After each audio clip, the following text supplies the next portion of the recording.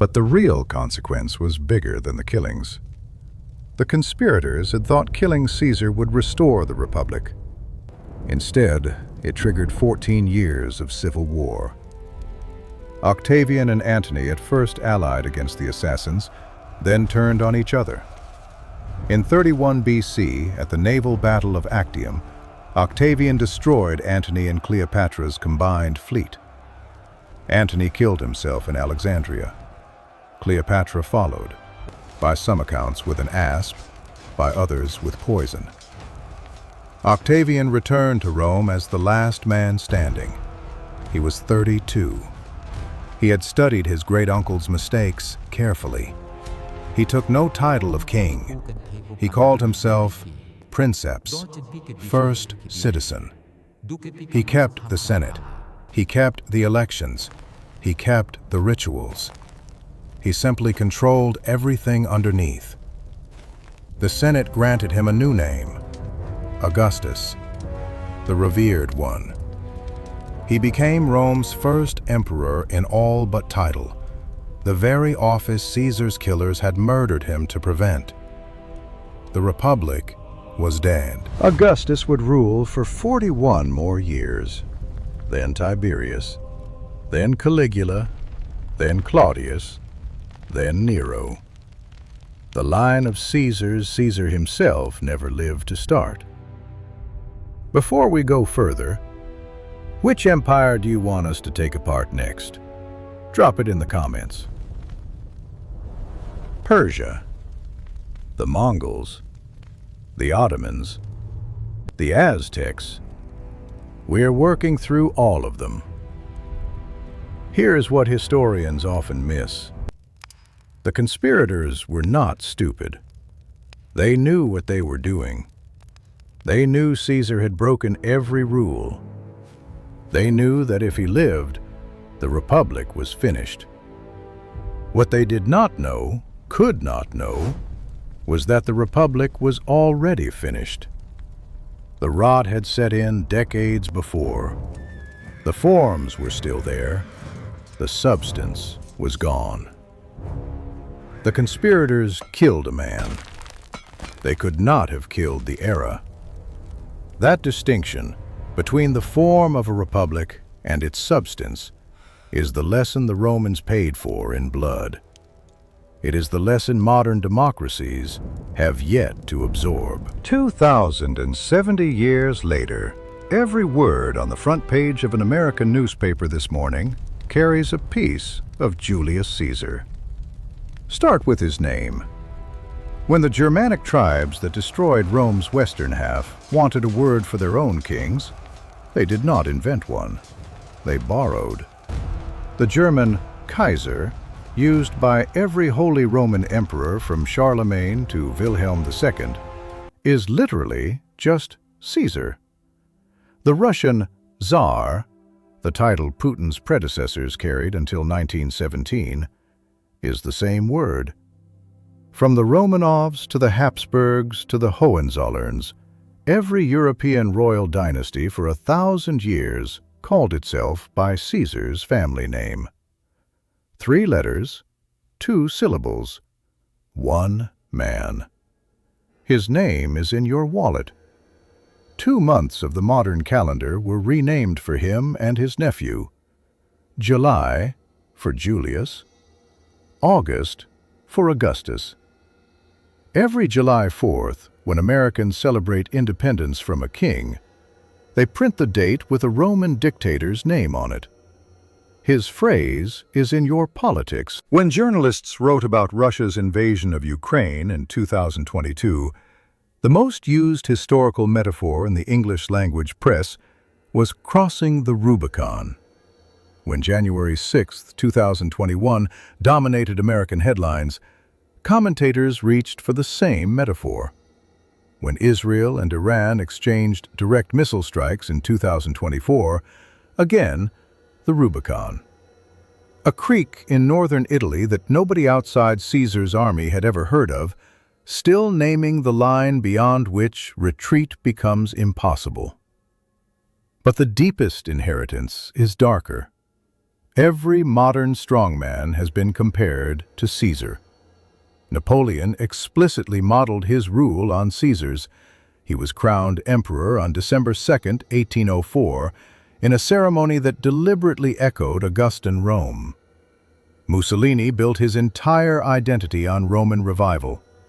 The very word fascism comes from the fasces, the bundle of rods carried by Roman magistrates as a symbol of state authority. Hitler studied Caesar's commentaries as a young man and tried to imitate his rapid conquests in his Eastern campaign. Modern Russia has not abandoned this language. The Tsar's imagery has been quietly restored in Russian state symbolism since 2000. Putin's official residence in Moscow contains a hall designed in deliberate imitation of imperial Roman audience chambers. The historian Timothy Snyder has called the current Russian state ideology a form of eternal politics, a refusal to accept that the imperial age is over. Putin is not Caesar.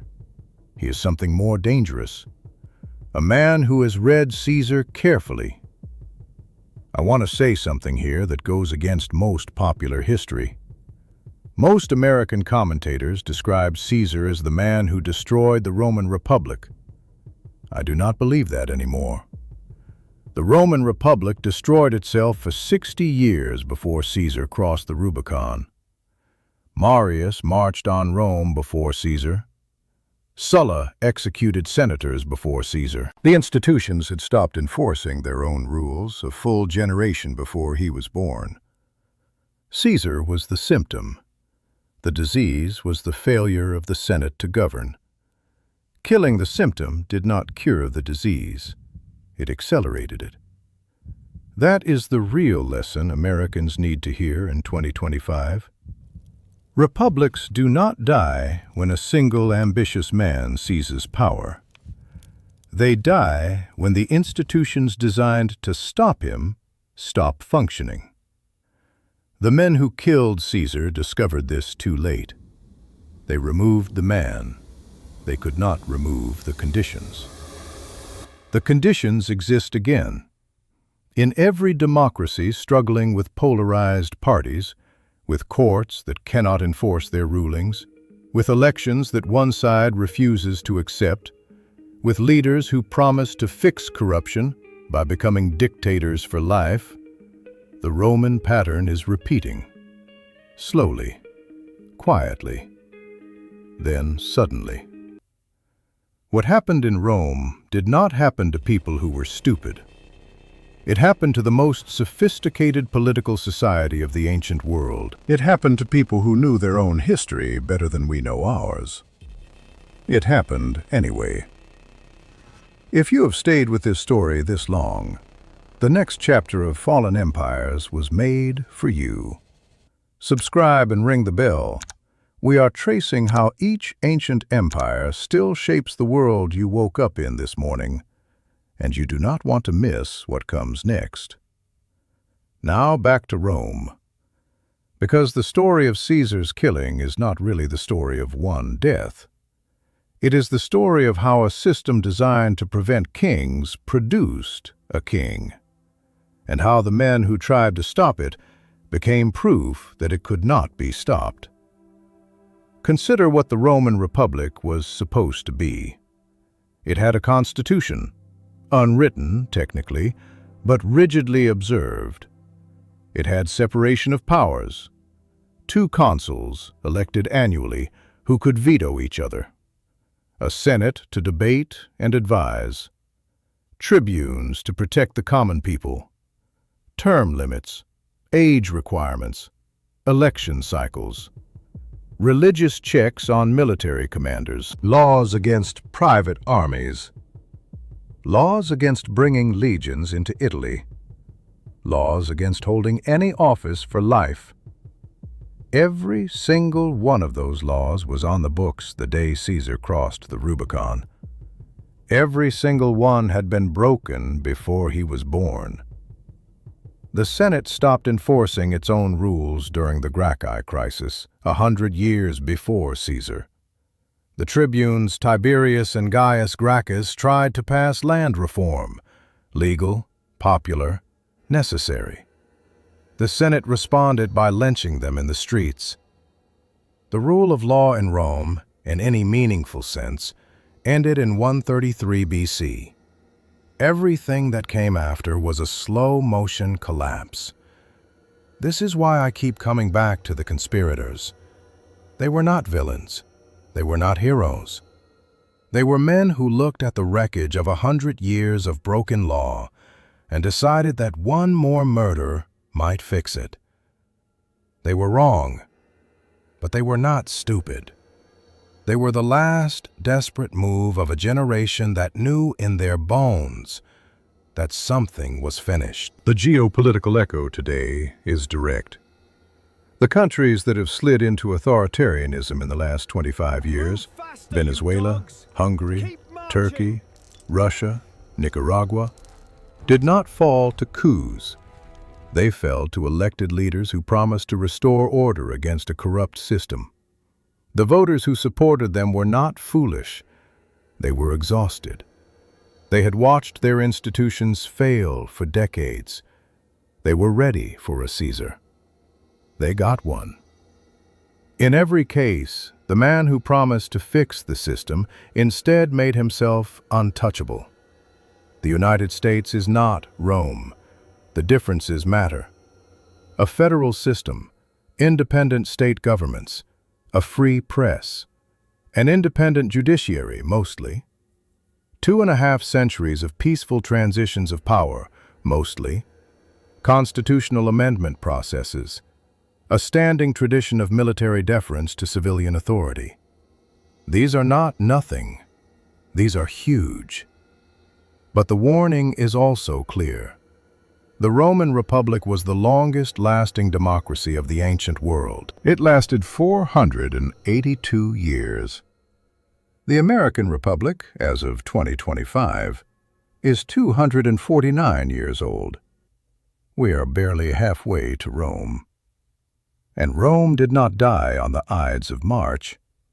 Rome died slowly, over the lifetime of a single generation, while everyone alive insisted nothing was wrong. One last loop before we close. The simplest, most overlooked fact about Caesar's death. He had no plan to be a tyrant.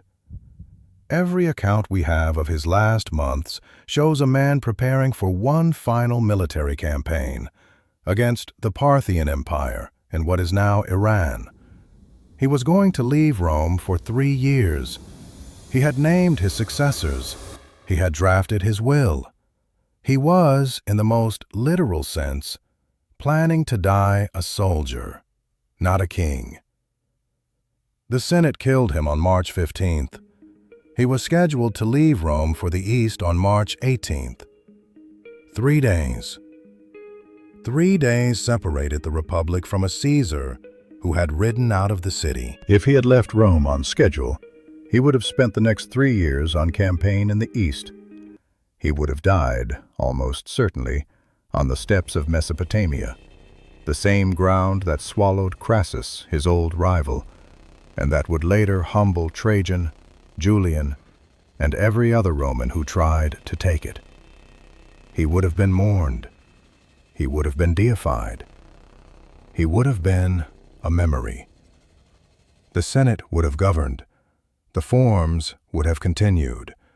The Republic, already gutted, would have died slowly, on its own terms, over generations. He did not get 3 days. The men who killed him believed they were rescuing history. They were ending it 3 days early. And here is the cruelest part of the story. The conspirators were right that Caesar would be remembered as the man who killed the Republic. They were wrong that history would remember them as its saviors. 2,000 years later, no one names their children Brutus. No one names their countries Cassius. The German emperors, the Russian czars, the European royal houses, every one of them chose Caesar's name. Even the conspirators' descendants, when they could, married into the Julian line. The man they killed became the universal word for ruler in half the world's languages. The men who killed him became the universal word for betrayer.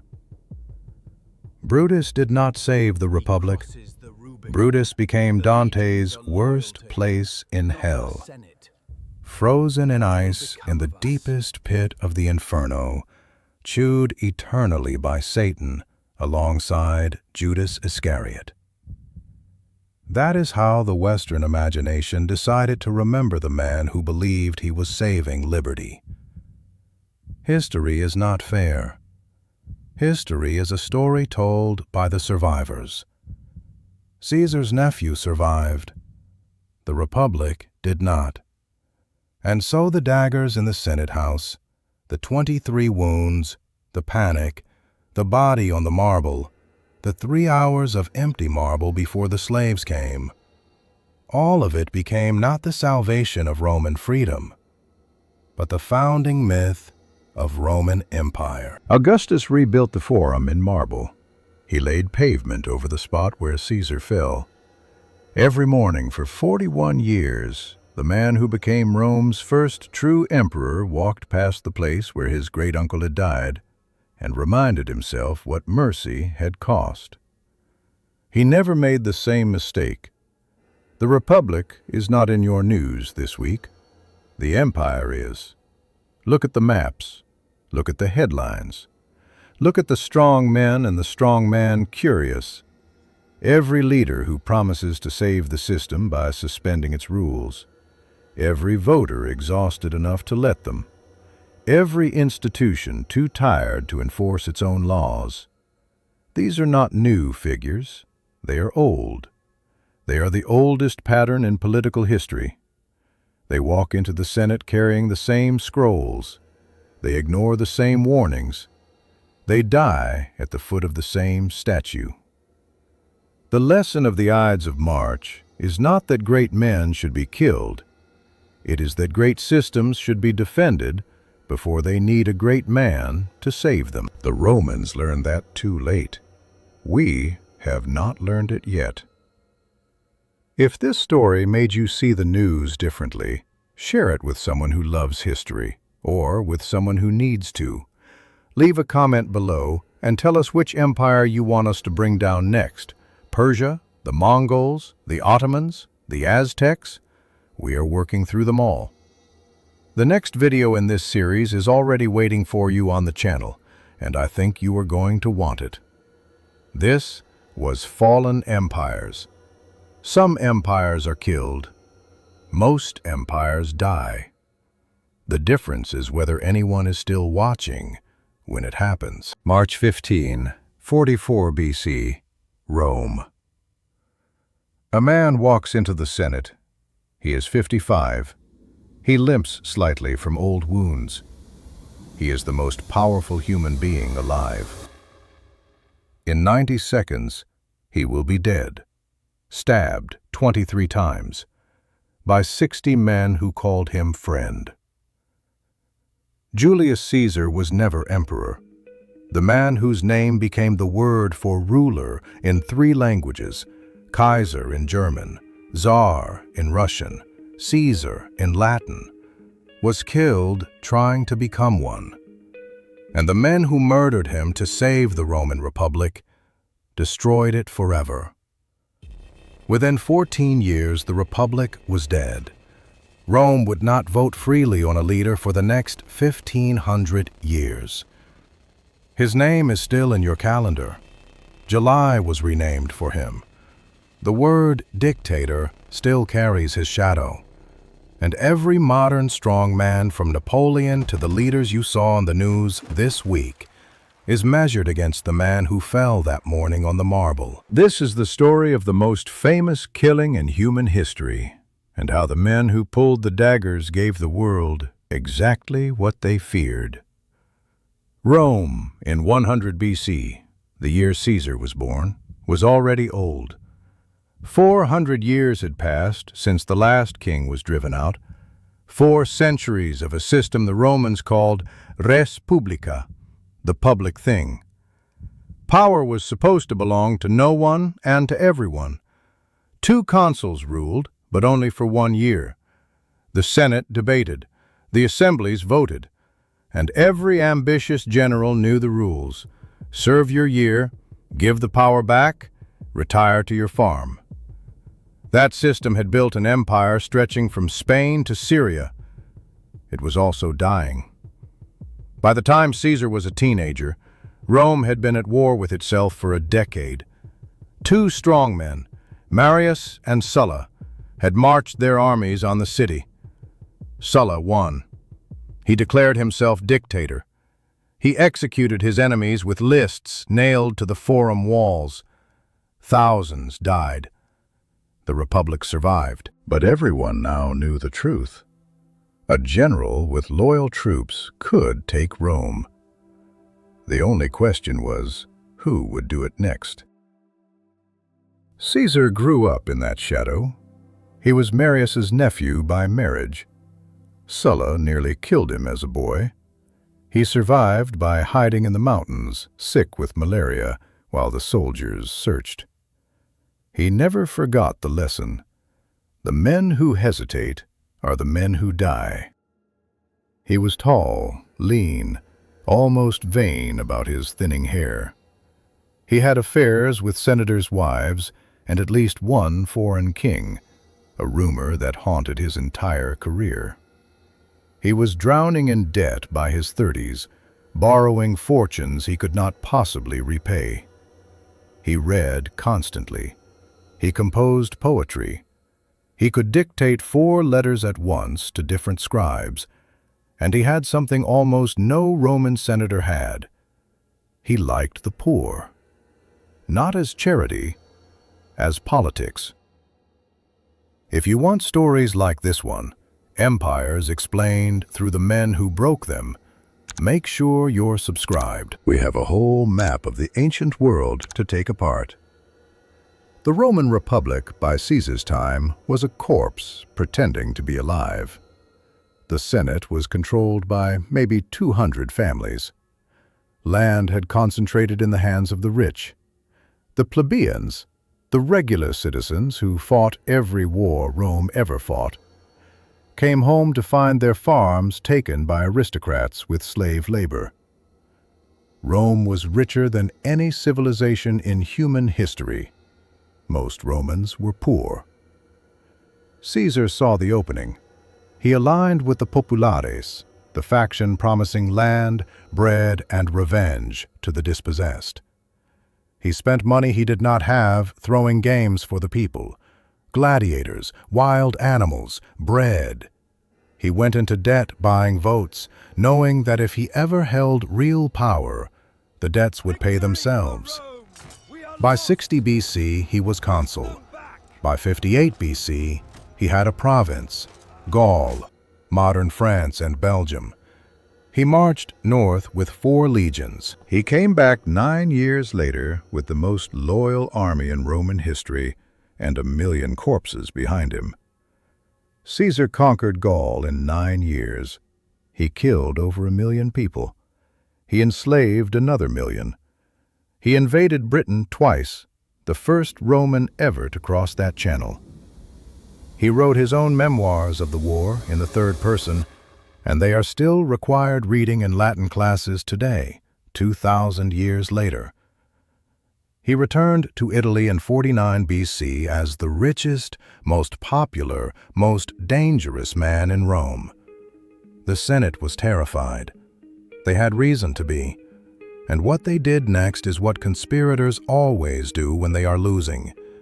They tried to use the rules to destroy him. In doing so, they handed him the only excuse he needed. January 10th, 49 BC. The Rubicon. It is not a river. It is a creek. You could walk across it without getting your knees wet. In Italy, it marked the boundary between Caesar's province and Rome itself. Roman law was absolute on this point. No general was allowed to bring his army across that line. To do so was treason. The punishment was death. Caesar stood on the northern bank with the 13th Legion behind him. He had a choice: cross the creek, become a traitor, fight a civil war he might lose, or surrender, return to Rome alone, and face prosecution by senators who had already decided to destroy him. The biographer Suetonius records what he said: "Alia iacta est." The die is cast. He crossed. That phrase, crossing the Rubicon, is still in your vocabulary today. 2,000 years later, when a journalist describes a politician who has crossed a line, when a country invades another, when a leader breaks a constitution his predecessors swore by, this is the moment they are echoing. A creek in northern Italy, a general who refused to disarm. The Civil War lasted 4 years. Caesar's enemy was his former son-in-law Pompey, the most decorated general alive. Caesar chased him from Italy to Greece to Egypt. At Pharsalus in 48 BC, with half Pompey's numbers, Caesar won the decisive battle. Pompey fled to Egypt. The boy pharaoh Ptolemy XIII murdered him on the beach as a gift to Caesar. When Caesar arrived in Egypt and was handed Pompey's pickled head, he wept. Not for his enemy, for himself. The Romans believed in clemencia, mercy as power. Caesar had built his image on it. Now an Egyptian king had stolen that gift. In Egypt, he met Cleopatra. She was 21. She had herself smuggled into his quarters, rolled inside a carpet. Within months, she was pregnant with his son. Within years, she would help destroy his political legacy. He returned to Rome in 46 BC as the master of the world. The Senate, terrified, complicit, exhausted, voted him honor after honor. He was made dictator, then dictator for 10 years. Then, in February 44 BC, dictator perpetuo, dictator for life. In Roman tradition, dictator was not an insult. It was a temporary office, granted only in emergencies, lasting 6 months at most. Cincinnatus was the model. Accepted dictatorship, saved Rome, returned to his farm. Caesar broke that tradition forever. He accepted the office permanently. He sat in a golden chair. He wore the purple cloak of the old kings.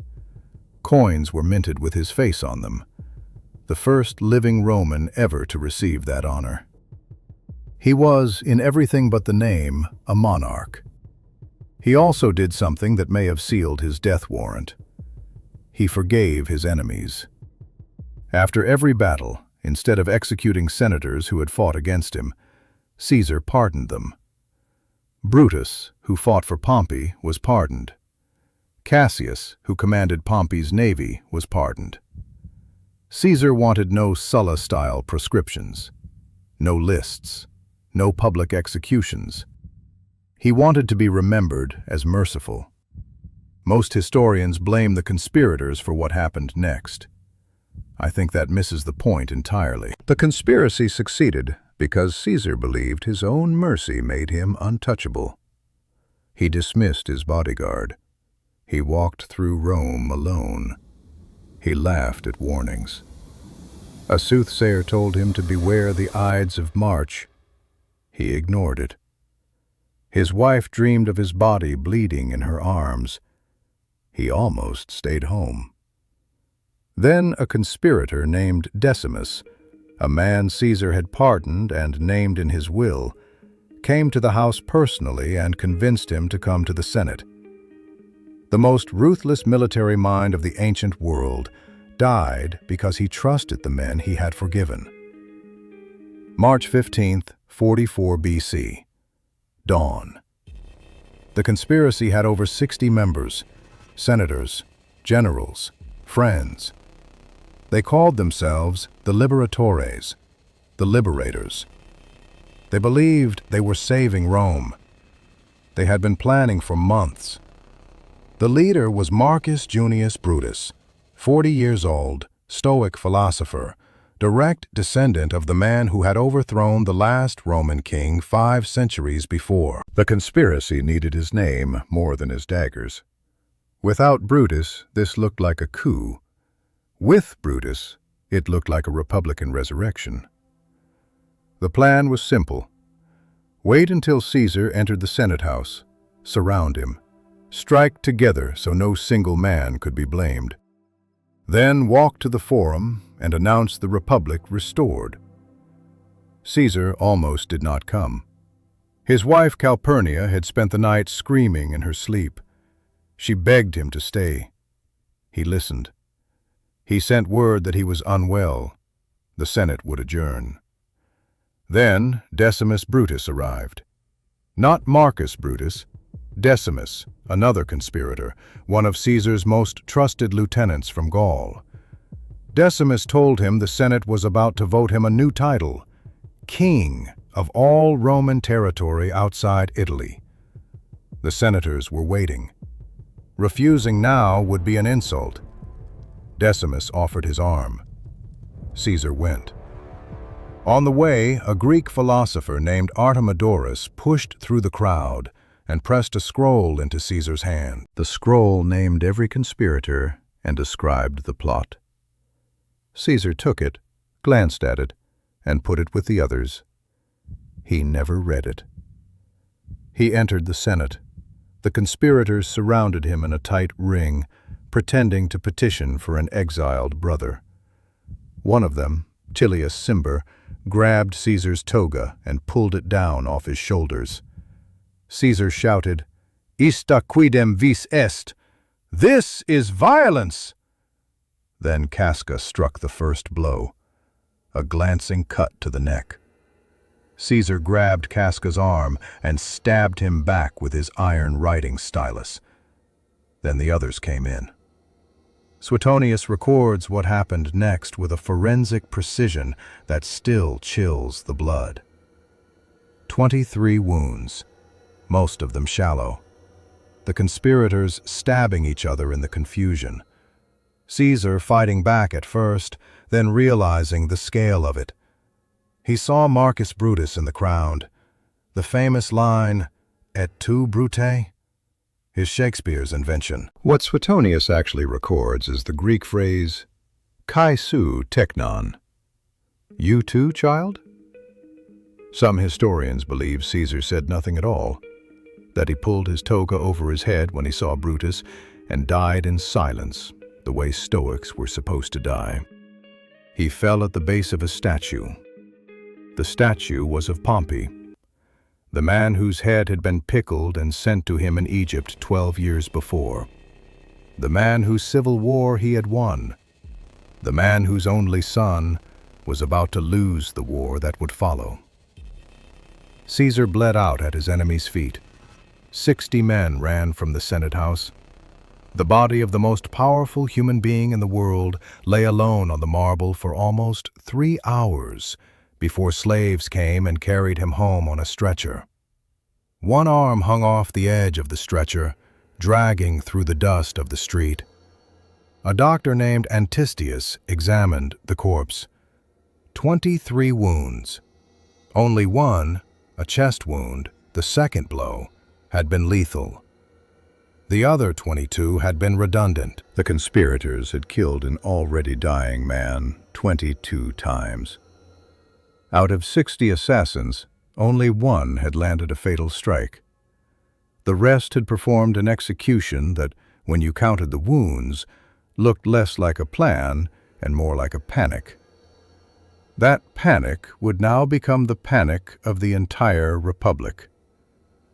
The conspirators ran from the Senate with bloody daggers, expecting cheers. They got silence. Then they got terror. Romans locked their doors, shopkeepers shuttered the Forum, the streets emptied. Brutus climbed the steps of the Capitol and tried to give the speech he had rehearsed for months, liberty, the republic restored, the tyrant slain. Nobody came to hear it. The Liberators had murdered the most popular man in Rome. They had read the Senate. They had not read the streets. 3 days later, Mark Antony, Caesar's friend, his second-in-command, his consul partner, climbed the rostrum at Caesar's funeral. He held up the bloodied toga. He pointed to each wound. He read Caesar's will out loud. Caesar had left every Roman citizen 75 denarii, about 3 months of wages for a laborer. He had given his private gardens on the Tiber to the people of Rome as a public park, and he had named his great-nephew Octavian, 18 years old, in school in Greece, as his political heir. The crowd rioted. They tore up the forum benches. They built a pyre right there in the square and burned Caesar's body in the open air. Then they hunted the conspirators through the streets. One senator named Cinna, who had nothing to do with the killing but shared a name with one of the plotters, was torn apart in the street by a mob who could not be bothered to check which Cinna he was. The Liberators fled Rome.